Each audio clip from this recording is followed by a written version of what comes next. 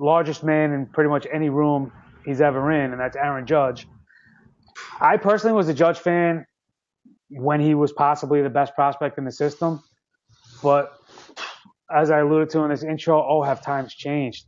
Uh, I don't know what to make of Judge anymore. I didn't think he was that great of a prospect before the influx of new guys, and now he's kind of gotten pushed to the back.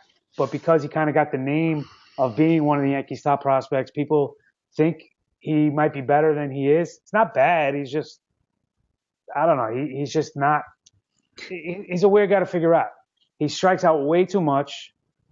He doesn't hit nearly as many home runs as people think he should or expect him to or want to believe he would be able to. And he doesn't have a lick of speed. I take that back. Maybe a lick of speed, but he's not going to do anything for you in the stolen base category with his 1 or 2 per year. Surprisingly, with all that negativity, he is a career 278 hitter in the minors. So maybe things still can change, but it doesn't really add up to what the dream is for him. So, like I said, the numbers just are odd. The number of times he strikes out, yet the pretty good batting average, the lack of power for a giant, he's an enigma to me. So, Ralph, what's your take on Judge? And is he somebody that you're buying into, especially in a dynasty league or even a redraft, because he's going to get some at-bats, or he should get some at-bats with the big club this year? Well, I think he's a guy that has always been a lot of fun to dream on. You look at him, and, a guy like that with that sort of just mammoth power in Yankee Stadium. You saw it with a historic debut of him and Tyler Austin going back-to-back.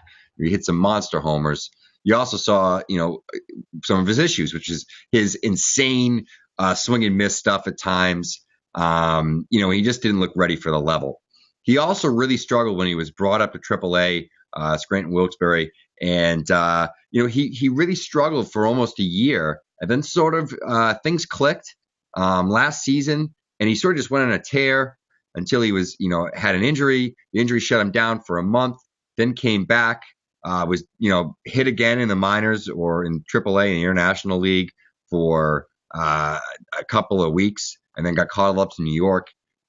He has the power. I think it's all there. There's a lot of guys like this that it takes a long time for him to figure out. It took David Ortiz a while to figure it out. It took, same name and obviously great players, but, Jose Bautista a while to figure it out.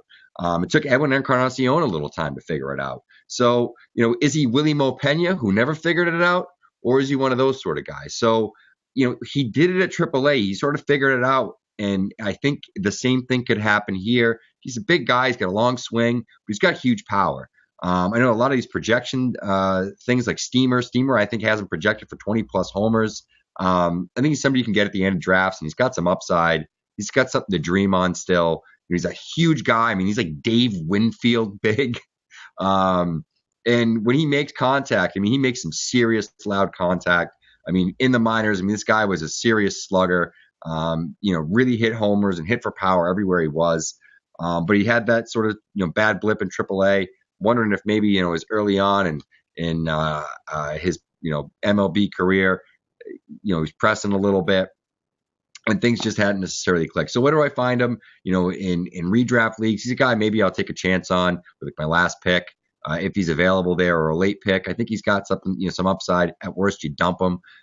In dynasty leagues, I wouldn't trade too much for him, but because of how bad the debut was, I bet you could have traded Gary Sanchez and gotten a lot less return than you would have for Aaron Judge a year ago at this time, or 2 years ago at this time.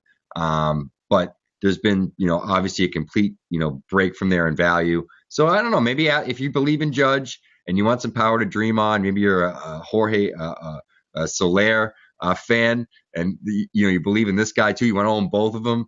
I don't know, maybe somebody to take a chance on, but I wouldn't sell anything that was legitimate for him. And if I owned him, I wouldn't want to sell low right now.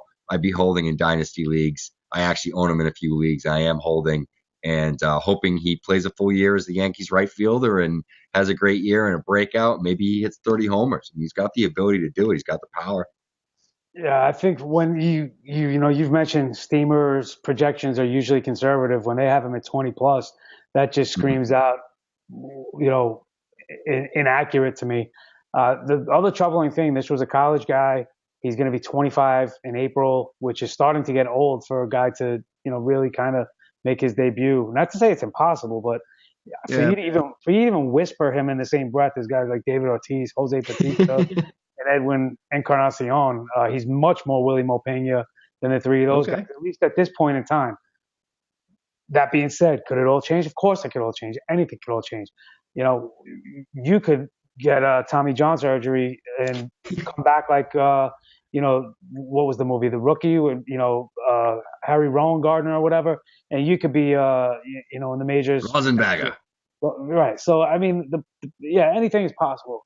But we're starting to get to the point where, does it translate or not? You hear people talk a lot about, in-game power as opposed to raw power, and some guys just never figure it out, and that's okay.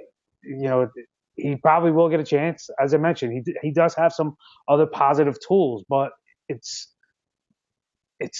not something I would encourage chasing. And I think Ralph said the same. So let's leave Aaron Judge alone. We've talked about him far longer than I thought we would.